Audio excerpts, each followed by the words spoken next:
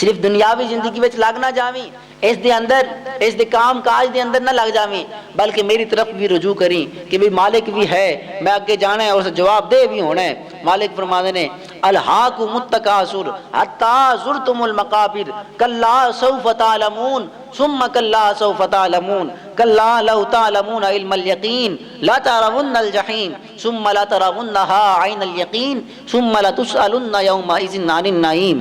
مالک فرماتا ہے الہاکم التکاثر، کثرت مال نے اور کثرت اولاد نے تو غفلت ڈال دیتا ہے، غافل کر دیتا ہے۔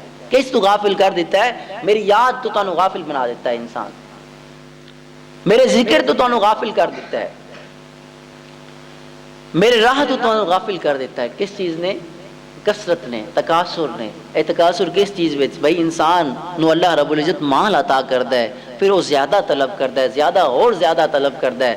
مالک فرماتا ہے اس چیز نے تانوں غافل کر دیتا ہے۔ حتی زرتم المقابر، ایتھے تک کہ تسی قبراں نوں ویکھ لیا ہے۔ کی مطلب کہ بھی زندگی گزار لئی ہے، تانوں قبر تک پہنچ گئے ہو، ہن تسی کی کیتا ہے؟ قبراں دا منہ ویکھ لئے ہو، پھر بھی غفلت تواڈے تو دور نہیں ہوئی۔ کلا سوف تعلمون، ہاں تسی جان لو گے، تسی جلد ویکھ لو گے۔ ثم کلا سوف تعلمون، پھر مالک فرماندا ہے پھر ہاں تسی ویکھ لو گے اگے آ کے۔ کی ویکھو گے؟ اپنے عملاں دا انجام ویکھ لو گے، اپنی جڑی زندگی گزار کے آئے ہو، جڑی غفلت وچ گزاری ہے، اس دا سارے جمع پونجی بھی ویکھ لو گے۔ پھر فرماتا ہے مالک کلا لو تعلمون علم الیقین، کاش کے تو یقین دا علم ہوندا، یقین دے علم نال جان لیندا کہ بھئی اے مال و دولت دی کثرت، اے اہل و عیال دی کثرت اے تینوں نہیں بچاوے گی اللہ رب العزت دی ذات پاک دی کولوں، تو جان لیندا اور میری راہ تے چل پیندا۔ لترون الجحیم، تسی جہنم نو ویکھ لو گے۔ ثم لترونها عین الیقین، پھر تسی یقینی اس اکھاں نال، ان اکھاں نال تسی جہنم دا مشاہدہ کرو گے۔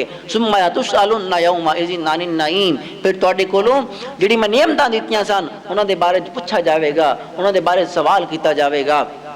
اس آیت پاک دے اندر سیدنا مطرف فرماندے نے، آپ فرماندے نے حضور صلی اللہ علیہ وآلہ وسلم دی بارگاہ وچ گئے تے حضور صلی اللہ علیہ وآلہ وسلم ایک سورت پاک دی تلاوت کرتے پے سن، الہاکم التکاثر دی، اور حضور صلی اللہ علیہ وآلہ وسلم جس وقت میں بارگاہ وچ گیا تے آقا دو جہاں صلی اللہ علیہ وآلہ وسلم نے فرمایا کہ ابن آدم کہندا ہے، یقول ابن آدم، ابن آدم اے ساری زندگی رٹ لائی رکھدا ہے، مالی مالی مالی، کہ بھی میرا مال میرا مال میرا مال۔ ایک انسان ہوندا ہے جس وقت ہوش سنبھالدا ہے اور پھر چاہندا ہے کہ بھی مال و دولت دی کثرت ہو جاوے میرے کول، او مال دی تک و دو وچ لگ پیندا ہے۔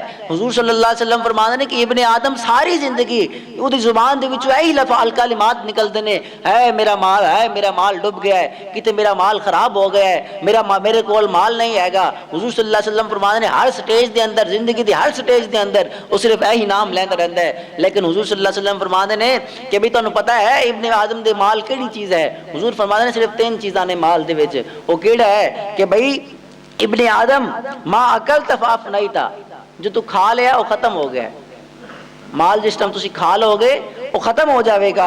او لبست فابلیت، پھر جس ٹائم تسی پہن لیا کچھ وہ بسیدہ ہو گیا ہے، بسیدہ ہو جاوے اے تیرا مال ہے، بھی پہن کے بسیدہ کر لینا، کھا کے ختم کر دینا، اے تیرا مال ہے۔ او تصدقت فامدیت، بھئی جو تو صدقہ کر دیتا ہے وہ اگے پہنچ گیا ہے، جڑا باقی مال ہے، جڑا باقی مال تو چھوڑ کے جاویں گا وہ تیرے واسطے نہیں ہے، وہ بلکہ تو لوگوں واسطے چھوڑ کے چلا جاویں گا، اپنے خیش اقارب واسطے چھوڑ کے چلا جاویں گا، اپنے اہل و عیال واسطے چھوڑ کے چلا جاویں گا۔